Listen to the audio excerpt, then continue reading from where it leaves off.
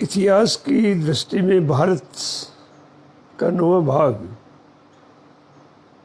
आज जो पेश कर रहे हैं, आज होली का त्यौहार है जो पूर्णतया कृषि से संबंधित है। इस दिन फसल पकने की खुशी में सामूहिक खुशी का इजहार भी किया जाता है। परंपरा के अनुसार आगामी मौसम का अनुमान भी लगाया जाता है। ये बात 2 शताब्दियों से ज्ञात है कि कृषि प्रकृति के आगे जुआ है। इस मौसम में प्रकृति फसल को बर्बाद भी करती है। कृषि पर आश्रित लोगों को प्रतिनिधित्व करने वाले किसान जो दिल्ली को घेरे बैठे हैं, मैं उनको बधाई देता हूँ, बधाई के पात्र हैं। और जो आज पूंजीवादी राजसत्ता के दरवाजे पर दस्तखत दे रहे हैं, उन्हीं के बेटे देश की सीमाओं पर होली मना रहे हैं।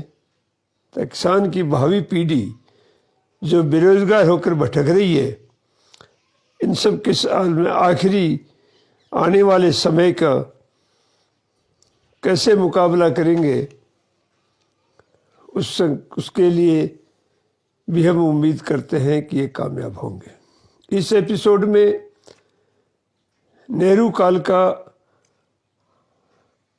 समापन की ओर है कि जब सत्ता हस्तांतरण हुई उस समय भारत सरकार ने अत्यंत गोपनीय कहकर सारे दस्तावेजों को पाबंद कर दिया।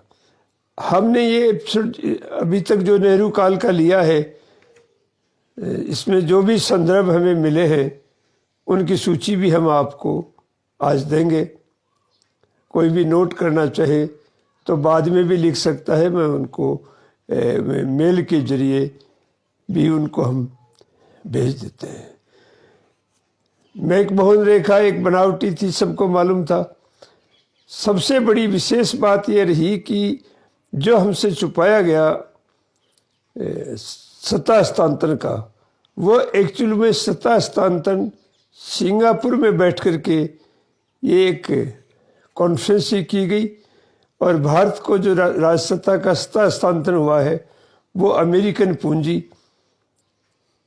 और ब्रिटेन के उपनिवेशवाद और भारत के प्रधानमंत्री नेहरू के मध्य एक त्रिपक्षीय समझौता हुआ है जो बहुत सी किताबों के अंदर लिखित में है। उस समय कहीं नहीं बताया गया कि ब्रिटेन अमेरिका का $20 लाख का कर्जदार हो गया था। अमेरिकी पूंजी बर्मा, मलेशिया, सिंगापुर और भारत में सुविधा चाहती थी और अमेरिकन पूंजी ने ब्रिटेन के साथ समझौता किया कि $20 लाख हम आपका माफ़ कर देंगे, हमें आप वो सुविधा दीजिए। तो उस अमेरिकन पूंजी का भारत में जो बड़ा एजेंट के रूप में काम किया वो GD बिरला ने किया, जो सिंगापुर के अंदर मौजूद रहा और सिंगापुर के अंदर मौजूद ही नहीं रहा, उसने गांधी को और नेहरू को सहमत भी किया। और कांग्रेस अध्यक्ष बनने के बाद नेहरू को पहली बार 8 करोड़ और समथिंग लाख रुपए का जब चेक दिया तो नेहरू ने कहा मेरे को आज तक इतना बड़ा चंदा किसने नहीं दिया। और इतने होशियारी के साथ राष्ट्रीय पूंजीपति काम कर रहे थे कि उन्होंने बंगाल में, उस समय जो संयुक्त बंगाल था, बंगाल के अंदर इतनी भूखमरी थी, लोग भूख से लाखों की संख्या में मर रहे थे और सारा चावल सेकेंड वर्ल्ड वार में सिपाहियों को जो भेजा उसके मुनाफे से उसने अमेरिकन कंपनी बेकर के साथ हिंद मोटर के नाम से एक बंगाल में बहुत बड़ी कंपनी खड़ी की और जो एक साइलेंट पार्टनर की तरह उन्होंने काम किया। नेहरू को जो 3-4 मोर्चों पर एक साथ लड़ा, आखिर में नेहरू की जो पॉलिसी थी एक गुटनिरपेक्ष नेता की, नेहरू की पॉलिसी थी एक अंतर्राष्ट्रीय नेता के रूप में, वो खुद ही की गलतियां, अहंकार और घमंड में डूब गया और 1962 के अंदर बिना किसी समझौते के जब 20 नवंबर वापस चली गई चाइना की फौजें, उस समय एक और महत्वपूर्ण दस्तावेज सामने आया, वो आया नेहरू का कनेडी के नाम पत्र। नेहरू ने कनेडी को एक अमेरिकन राष्ट्रपति को जो पत्र लिखा, बहुत विस्तार के साथ उसने डिमांड की, मेरे को सैनिक क्या क्या मदद चाहिए, कैसी कैसी चाहिए। उनका बेड़ा भी आया बंगाल की खाड़ी में, उनके फौजी अफसर भी आए, लेकिन चाइना जो है वो उससे भी ज़्यादा होशियार था। ये समझ नहीं पाए चाइना को कि चाइना की सरकार कितनी चुस्त और दुरुस्त है, और उसकी इंटेलिजेंस CIA से भी मजबूत थी, और बिना शर्त वो 20 किलोमीटर सीमा से पीछे चली गई। अमेरिका के दबाव में ही भारत ने कभी भी अपनी किसी सीमा के साथ अंतर्राष्ट्रीय सीमा का समझौता कायम नहीं किया, उसको वैसे का वैसे खुला रखा, जिससे कि इधर ध्यान जाता रहे। और चीन की लड़ाई के मकसद ये था कि अमेरिका पूंजी, उसको समझा चुकी थी नेहरू को कि भारत में पूंजी के विकास के लिए साम्यवाद नहीं, साम्यवाद विचारधारा भी घातक है। यदि चाइना के साथ समझौता हुआ तो ये तुम्हें भी खतरा है। इसलिए सारे दक्षिणपंथी और राष्ट्रीय बुर्जुआजी जितने भी लोग थे, उन लोगों ने उसको चीन को दुश्मन बनाने करके एक साम्यवादी विचारधारा के ऊपर योजनाबद्ध तरीके से इन्होंने हमला किया। कुछ भारत की कम्युनिस्ट पार्टी के लोगों ने उसने अपने पक्ष में लिया। उसने ये निर्देश भी जारी किया, उस समय गृह मंत्री लाल बहादुर शास्त्री था, और नेहरू के निर्देशानुसार राज्य स्तर के नेताओं को इन्होंने DIR के अंदर, डिफेंस इंडियन रूल्स के अंदर, जेलों के अंदर ठूंसा, और ये कह करके ठूंसा कि हमने चाइना के एजेंटों को गिरफ्तार कर लिया है, ये हिंदुस्तान की चाइना का एजेंट है। वो भारतीय स्थिति में भी जो इनका कम्युनिस्ट विचारधारा से मुकाबला करना चाहते थे, उनके सामने समस्या भी ये दिख रही थी कि जो 62 में तीसरा आम चुनाव हुआ, उस आम चुनाव में कांग्रेस बड़े बहुमत के साथ सत्ता में आई, 361 सीटें हासिल की, लेकिन फिर दूसरे नंबर पर भारत की कम्युनिस्ट पार्टी रही, उसने 29 सीटें हासिल की। स्वतंत्र पार्टी ने पहली बार दस्तक दी, इसने 18 सीटें हासिल की, जो पूर्णतया खुला पूंजीवाद का समर्थक करते थे। जनसंघ की भी 14 सीटें बढ़ी है, प्रजातंत्र सोशलिस्ट पार्टी की भी 12 सीटें आई है, निर्दलीयों की संख्या कम हुई है। तो ऐसी सूरत के अंदर चीन से दुश्मनी लेने का मतलब, एक तो अमेरिकन हथियार बराबर बिकता रहे, दूसरी बात यह है कि वो मार्केट तलाश करे और हिंदुस्तानी पूंजी के साथ साझा करे। तो नेहरू ने 1948 में ही अमेरिकन पूंजी का स्वागत किया था, और भारत में वर्ल्ड बैंक का ऑफिस उन्होंने 1948 के अंदर ही खोल लिया था।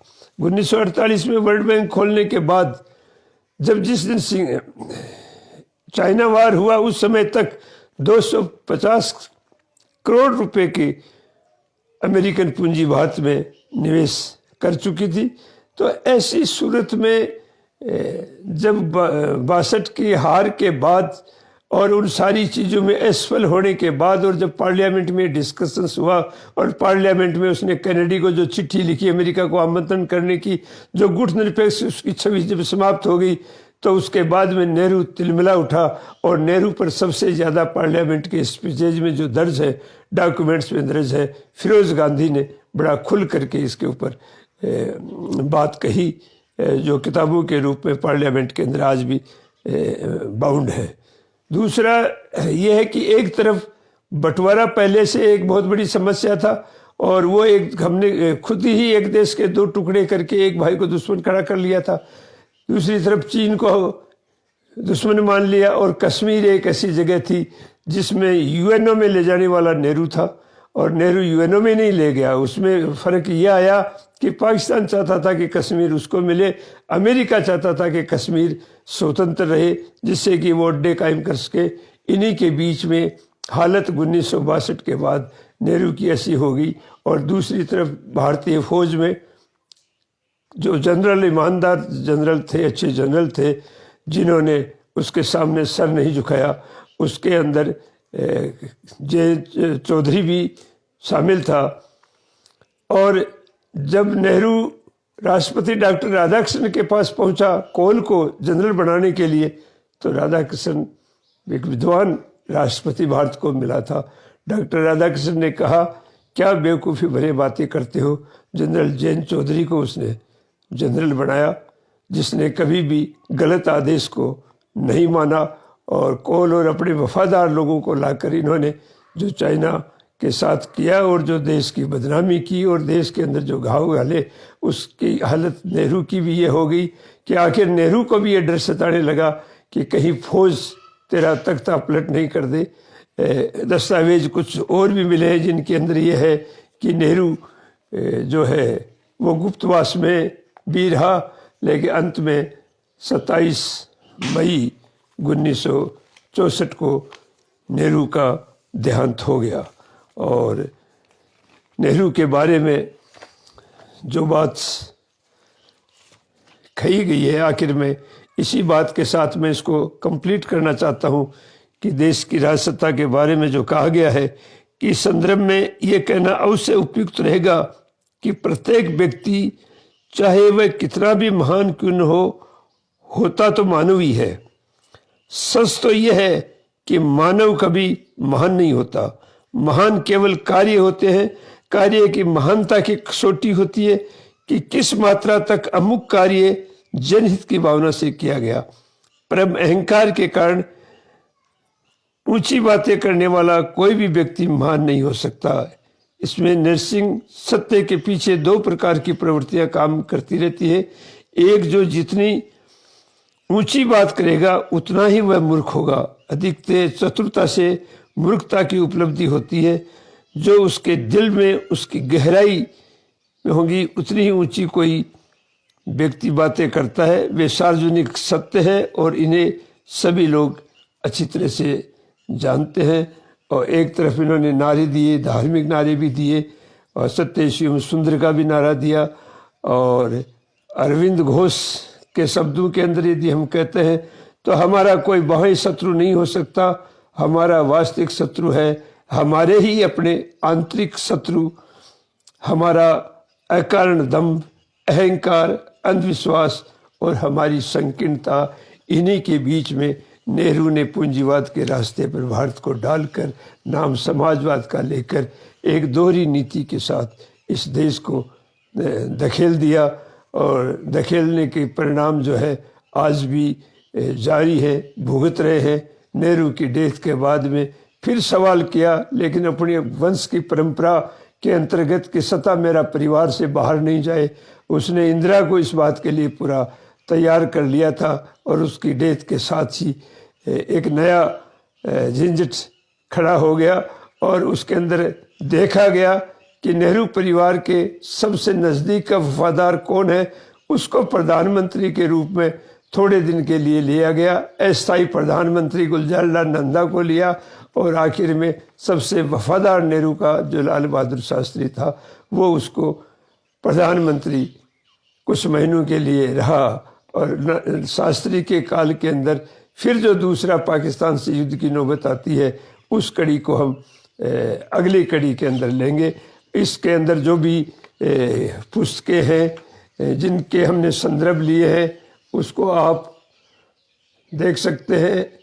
और आप उस संदर्भ को कि हमने सब जगह से फौज की डिफेंस से सारी चीज़ों को हमने लेने का प्रयास किया है।